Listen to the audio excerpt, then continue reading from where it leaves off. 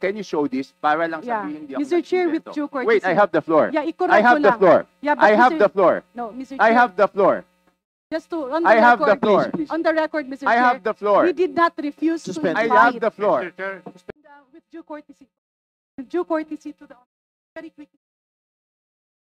I just need to go for a personal matter. Mr. Chair, with due courtesy to all my colleagues, kanina lang ay tinanong ni Congressman Shell Jokno at ni Congressman Secretary Laila De Lima na hindi ba pangit na meron tayong komitiba and we might be investigating our colleagues? That's precisely the reason, Mr. Chair, why we are all here because of our oversight powers. Yes, tutumbukin yan by the third-party investigators, and if there are cases, let cases be filed against the personality. Pero ang punto ko lang, Mr. Chair, I am appealing to our members, wag po nating ilihis na patuloy ito na nangyayari. Nagbago na ang chairman ng Committee on Appropriations, nangyayari pa rin. And tila ako, nung pag-aral ko ng 2026 proposed NEP, merong mga napasok na flood control projects na hindi nang galing sa baba. Mr. Chair, with due courtesy to my colleagues, yes, tumbukin natin later ang Committee on Appropriations, but for now, we have the officers that resigned. I'm not sure if it is already accepted, officials of the Department of Public Works and Highways. We need to know paano ito nangyayari. And also, Mr. Chair, if I move forward, the intent of this committee is to exercise of oversight powers to put in and instill measures para hindi na maulit. Instead of focusing on a single situation, as reiterated, as conveyed by my very good friend, Congressman Ungab, baka pwedeng, we can invite them. We can invite a colleague who is not a member of the 4 committees. So the former chairman of the Committee on Appropriation is not a member of all the committees here. Eh pwede naman niyang imbitahin. Why do we have to put on motion? Let us not make the investigation personal. Let us all work together so that in the 2026 budget, while we are ongoing the deliberation, let us identify yung mga singit na flood control projects, yung mga cat's eye na nandiyan pa rin at hindi pa rin natatanggal. Let us do our job by putting a permanent seal to dull into all these anomalous things. With that, Mr. Chair, may I appeal to my colleagues? Yes, let's invite the personalities mentioned. Let's do away with motions and divisions of the House because we are losing focus. Balikan natin, ano bang iniimbestiga natin? Na mapunta ang pera ng taong bayan sa tamang proyekto. Na mapuntahan ang investigasyon sa dapat na mga baguhin, that we have a new secretary, that we will be helping him, maybe put everything in place, all the safety measures, at yung mga admin orders, executive orders na nandiyan, tanggalin na natin while we are all here. So again, Mr. Chair, may I repeat my appeal. The focus of our investigation is to nip the bud, putulin ang ugat para hindi na ulit tumubo. And with that, Mr. Chair, let's move forward to the interpellators that have signified their intention to ask questions. And I believe the Honorable Erice, as I earlier talked to him, is amenable to inviting a colleague. Kung hindi dumating, then let's discuss that. But is that the solution? Because any member of Congress will change. Any committee chairman will change. But if the root of the cause of all of this will not be nipped, paulit-ulit pa rin itong mangyayari. Thank you. Congressman Chanco, then Congresswoman. Mr. Chair, yun na nga ang problema, no? Nung unang ginawa to, I was against it. How can we investigate ourselves? That is the primary question. So kung isang congressman, sabi nyo kanina, kahit sino masagasaan, wala tayong sasantuhin, kahit congressman, kahit senador. Eh kung ang congressman hindi pa pwedeng maging resource person at hindi natin pwedeng pa-testify under oath, eh di ibig sabihin sa usapang to, exempted ang congressman. So paano tayo mag-iimbestiga? Paano tayo? Number 1. Number 2, Mr. Chair, here is the USB. Sinasabi, paano nagkaroon ng insert? Under the name of Congressman Saldico, ang insertion sa BICAM as proponent siya is 13,803,693,000. And we do not want to invite him as a resource person. Mr. Chair, sorry. Comsec, can you show this para lang Yeah. sabihin hindi ako Mr. Chair, with nag-invento? due courtesy. Wait, I have the floor. Yeah, I i-correct have ko the lang. floor. Yeah, but I have Mr. the floor. No, Mr. Chair. I have the floor. Just to, on the I have record, the floor. On the record, Mr. I Chair. have the floor. We did not refuse Suspend. to I invite. have the floor. If I may be able to proceed to my line of questioning, I will pursue the line of questioning of the Honorable Ega Erice, and I fully respect the context of the statements of the Honorable Laila de Lima. With that, Mr. Chair, may I appeal that I be recognized as the Yes, first. please proceed. Maraming salamat po, Mr. Chair. Mr. Maraming Chair, Mr. salamat Chair. po sa ating Point mga of order. kasamahan. Mr. Chair, may Point I of order, ask, Mr. Chair. because Point the, of order, Mr. Chair. Yes, So, what is the point of order? Yes. So I just want to inquire because ang rules na po natin is minority, independent, and majority. No, I don't think there's a rule like that. So kailan po ang term ng independent? Sorry? Kailan po ang term ng... After the majority. So ang rule ng committee na to is minority, majority, independent. Yes po. Okay. Mr. Chair. thank you very much, Mr. Mr. Chair. Chair. Maraming salamat din. Kong Toby, Congressman Flores, please. Yeah, Mr. Chair. The former Secretary Bonoan is actually asking that he be excused, Mr. Chair, as there is going to be a turnover for the DPWH with the new secretary, Mr. Chair. Yes, I understand. With but the undertaking that he will come back and in the next scheduled hearing. Mr. Chair. we'll just Mr. finish Chair, this interpellation, then he can precisely the reason that I want to move forward, because the subject of my interpellation will be answered by the Honorable Bonoan. Yeah, very quickly, Mr. Chair, kung pwede lang po sana. I only have 5 minutes. If we do allow that, Mr. Chair, then we would have to allow everyone to ask questions to Secretary Bonoan. But Secretary Bonoan is time bound, no? So we just let her finish then. I said, Mr. Chair. Secretary Bonoan can basically go. Maraming salamat, sir. Maraming salamat, Kong Flores. So, Mr. Chair, kanina nga, may mga natanong si Sec Laila, may mga tanong si Kong Erice. May I ask from the Secretary of the Department of Public Works and Highways, the former Secretary, can you give us a very brief flow of how projects are listed in the National Expenditure Program? Your Honor, the process is starts from engineering districts, consultation with various sectors. Point of order, Mr. Chair. Sorry to interrupt.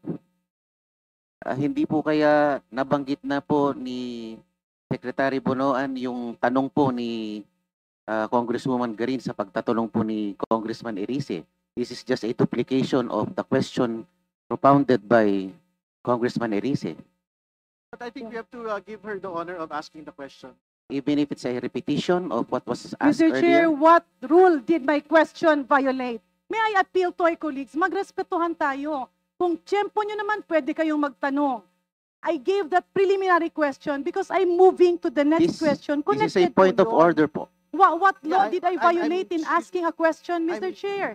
Hindi na po ba ako pwedeng magtanong? I'm making the Kailangan rule. ba yung tanong ko, ipaalam ko kay Congressman Marcoleta? Deputy Binanggit ko Speaker, lang po na natanong na po kasi ni Yeah. Congressman Erice yung pong katanungan ng ating That's why, Mr. Chair, Mambabatas. I mentioned that my questions is in line with the question of Congressman Erice. That's why I'm setting the premise. Let's move forward, Mr. Chair. Sayang ang oras na hinihinto natin ang investigasyon na ito. if the premise was laid already, why do we have to repeat it? Because, Mr. Chair, I have my time. I'm laying down my premises of ano po ba ang kinakatakutan ni Congressman Marcoleta sa mga katanungan ko?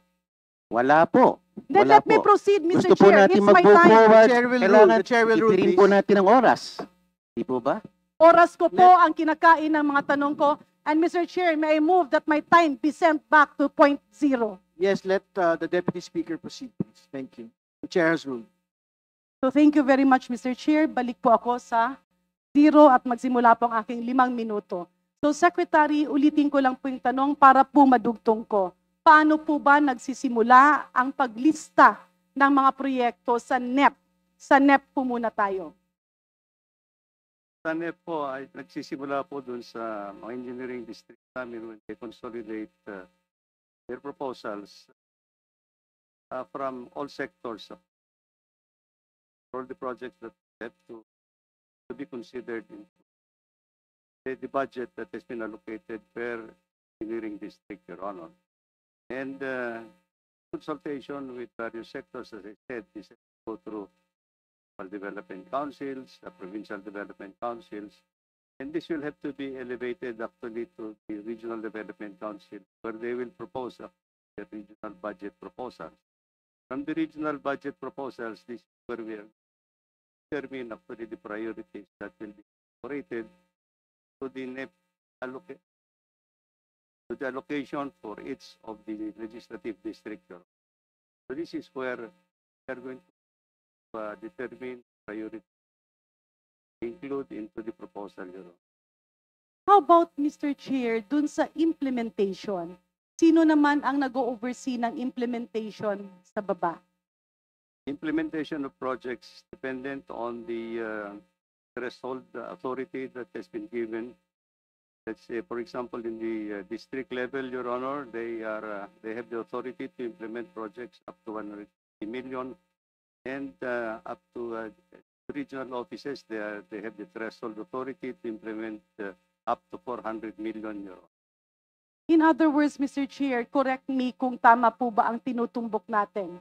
Sa kasalukuyang sitwasyon, ang proposal ay nanggagaling sa baba. After several consultations, umaakyat, napupondohan, nalalagay sa budget. Pero pagdating sa implementation, ang mga proponents ay siya rin ang nag-oversee ng implementation. Tama po ba, Secretary? Ang nag-oversee ng implementation, Your Honor, it should be the district. So technically, where it emanated, kung sino ang nag-propose, initially, yun din ang Yes, mag-oversee Your Honor. in the normal flow of conduct. So kamakailan po, Secretary, ay nakita ko sa news na kayo po ay bumisita sa mga proyektong na-allege na ghost. Do you confirm this, sir? Thank you, Your Honor. Pwede niyo po ba kaming i-orient kung totoo ba talagang ghost? Sangayon sa lumalabas sa balita, totoo bang substandard? And can we have the specifics of this project? Your Honor, when the President mentioned actually that we have to investigate all the projects that we have furnished him, all the completed projects that we have furnished him, I immediately sent out validation team from the Department of Public Works and Highways to do a what we call present and absent project identification. And thereafter, there has been some reports that there are projects that cannot be located. And there are projects actually. Apologies, sir. Tumbukin na lang po natin yung una yung binisita. Were these projects in Bulacan? Yes, Your Honor, meron kami. So, ghost ba? Hindi ba totoo? May project na pondohan, na kolekta, pero walang existing? Ganun po ba ang inyong nakita o hindi? What I can now holds, Your Honor, is actually there are two projects that we have noted that these seems are ghost projects. Ibig sabihin, multo ang flood control project na yun. These are projects that cannot be identified, that cannot be Were they be paid, located. Mr. Secretary? in First Engineering. Nabayaran po ba siya, Mr. Nabayaran po. Secretary? Okay. Yung dalawang project, unahin lang natin ito kasi gusto nga natin makita yung flow. Kanino po nag-emanate ang request na pondohan ang mga proyektong ito? Sang-ayon sa pagbisita ng ating Pangulo, yung dalawang project na sinasabi niyo po.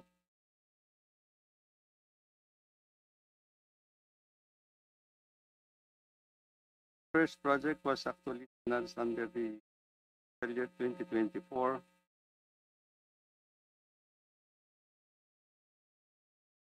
Other project is actually financed under the fiscal year 2025 year. Ito po ba ay nanggaling sa baba? Was this proposed from the district or the regional office? Ito po ba ay pinopose ng ating district engineer at inakyat sa opisina nyo na pondohan sa NEP? Ganun po ba? Our record is just saying that it came from the general appropriation. So, Mr. Chair, may I move that we request the Department of Public Works and Highways, whoever is taking over, na tingnan yung flow. Una, paano ito napasok sa GAA? Pumasok ba ito sa NEP? Because what we are seeing here as a perennial problem, yung nag-propose ng project ay siya din ang mag-i-inspect, siya din ang magsicertify, siya din ang magsasabi na bayaran ito. Tama po ba, Secretary Bunoan? Magsasabi ng bayaran, Your Honor, would be the implementing office that supervises. Precisely. Yes, It's the same office that you mentioned. Yung nag-propose, papunta sa central office, papunta sa DBM, at na inoon ng DBM, napunta sa budget, siya rin ang mag-i-implement, siya rin ang mag-go signal. So the power rests in a single office or a group of people. Tama po ba? Yes, Your Honor, if the project emanated from the National Expenditure Program. So, Mr. Speaker, Mr. Chair, dugtungan ko lang po, kasama lang itong mga binisita ni former Secretary Bunoan, kasama yung ating Pangulo. Yung pong sinabi niyong Barangay Piel, Baliwag, Bulacan, ito po ba ay ghost din?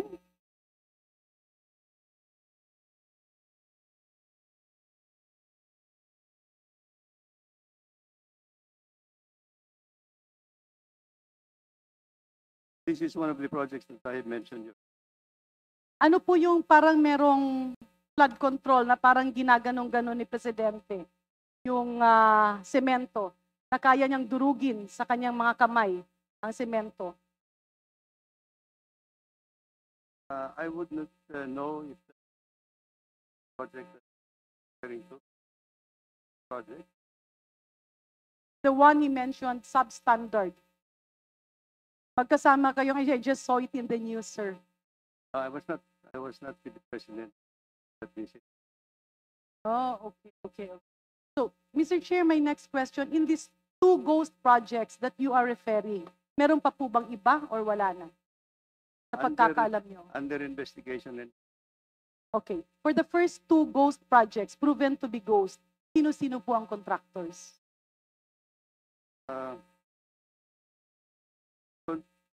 project in Barangay Pican by construction. Both of them, both projects are. And what were your actions, Mr. Secretary? After that visit and when the President gave you a directive, ano po ang naging action nyo? My directive was actually to issue the preventive suspension of all the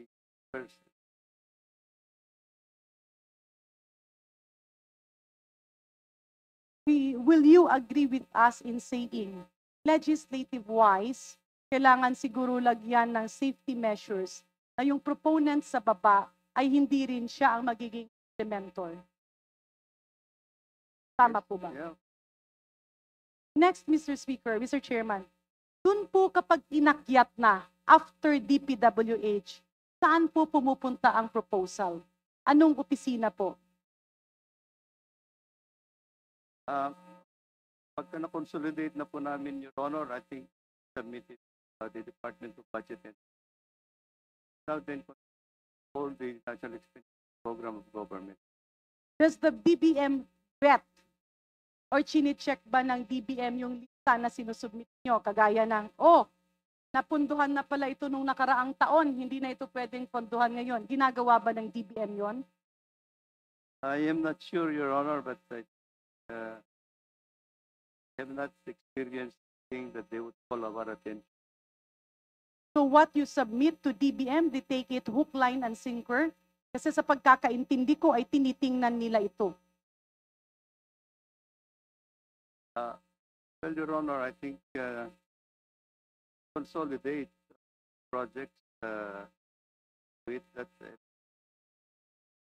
in the budgetary allocation. And who encodes, Mr. Chair? Sino po yung naglilista officially? Kino-computer ba yun? Mano-mano ba? Or meron bang sistema ang DBM or ang DPWH para mapasok? And I think seeing the situation, Mr. Chair, ang nakikita ko po ay si Yusek Cabral, who's charge of planning and IT, would know a lot of things in so far as this is concerned. Tama po ba? Tama po, Your Honor. So may I Naging request very briefly, Yusek Cabral, if you can update us, appraise us, paano po, saan nanggagaling yung listahan na nasa NEP? Before responding, last 30 seconds, Your Honor. Yes. Please proceed. Your Honor, Mr. Chair, pagdating po ng regional budget proposal, nagre-rely po kami doon dahil yan po ay vetted ng mga regional offices at ng district engineering offices. Prioritize po yan, rank, according to their priorities. Ini-encode po namin sa central office based on the ceiling threshold. Chine-check po yung mga location, kung tama, kung tama yung placement sa program, activities and projects. At tinitingnan din po namin kung ito ay nasa menu ng And as Undersecretary for Planning and IT, this falls within the gambit of your office. Yes, Your Honor. So ang tanong ko, ang next ko na tanong kay Yusek Cabral, meron ka bang ipinapasok o yung opisina mo, meron bang isinisingit sa listahan ng mga proyekto na hindi nanggaling sa baba? Wala po, Your Honor. So lahat ng nililista mo dyan ay nanggagaling sa district engineer. Sa regional budget. And you're under oath, Madam Yes, Yusek. Yes, Your Honor. What if we can show you that in the previous budgets, including in the proposed 2026 NEP, ay merong mga proyekto na hindi nirekomenda ng district engineer, ng regional director, pero paglabas ng NEP sa DBM ay may mga nakalista na. Your Honor, we have to check on the origin of the project if you can give me the list of Yes. projects. So ang next ko na tanong, Mr. Chair, last two Last questions. Last two questions. Okay, if I last may. two questions. Bakit po, dati-rati kasi sa tagal ko sa gobyerno, kapag merong proposed project, lumalabas dyan, okay, project 1 proposed amount is, let's say, 20 million. Yung iba, 50 million. Yung iba, 100 million. Yung iba, 100. Bakit tila itong mga nakaraang mga taon, maybe for the past 5 years, bakit merong mga project, hindi na siya 50, nagaging 47.5 million, 48 million, or yung 147, para ba siya nagiging kontrasernyas yung amount na nakalagay sa mga project? So, as head of planning, how did you determine this cost? Na kung rati-rati ang project ay 50 or 100 million or 150 million, merong mga ganon, pero merong kang mga nakikita, uniform 147 million, pa naman 48.5 million, and it's spread in specific areas, but all over the country. How would you comment on Of the So, but how do you determine it? Because it comes from your office. Paano nyo po kino-compute yun? So, yun ang sinabi. Kanino po nanggaling ang computation? budget po, So, Mr. Chair, I'm just going to go on my second round and put last question because Secretary Bonoan might go. Check yung binisita nyo po, yung anong daan pa po yun, yung sa Baguio. Ano, the President visited a project Baguio, or in area was that? Meron kasi siyang sinabi doon na ano, BlackNet. When did you start, Mr. Secretary, this kind of projects? Which project, Your Honor? Rockship? Itong nagpo-fall in that gambit of rock netting, however, whatever you call that. Kasi nakita ko kasi dun sa balita, when you were being interviewed, or parang si Pangulong Bongbong Marcos ata yung nagsabi, pinahinto na ito. Bakit binalik? So that's why in aid of legislation, we know how this works. Kasi Mamaya itong flood control, tatahimik ulit tayo. Kung walang nagbabantay, ibabalik ulit. Kaya medyo hindi na maingay ang tao, ibabalik ulit. So, if we need to nip it at the bud, dito sa rock netting, very clear kasi yung paulit-ulit na statement, hininto na ito. Bakit binalik? Can you give us a quick summary of how that happened? When did it start? When was it suspended? Kailan siya binalik? And maybe a rundown of all the allocations spent on similar projects all over the country on an annual basis. Your Honor, I can only at this point in time say when we stopped actually the implementation of rock netting, I issued a department order to stop the use of rock netting unless it is technically justified and technically evaluated by the central office, Your Honor. That was, if I'm not mistaken, this was in late 2023, Your Honor, when the President instructed me to stop the use of rock netting and traffic safety You devices. stopped it on year 2023. 2023. Kailan po siya nagsimula, sir? Long before, I understand, Your Honor. Approximately what year? Maybe Yusek Cabral can appraise us? Please wrap up, Deputy Speaker. I think during the past administration, Your Honor, Sorry, may I hear you again, sir? I think this was started during the past administration, Your Honor.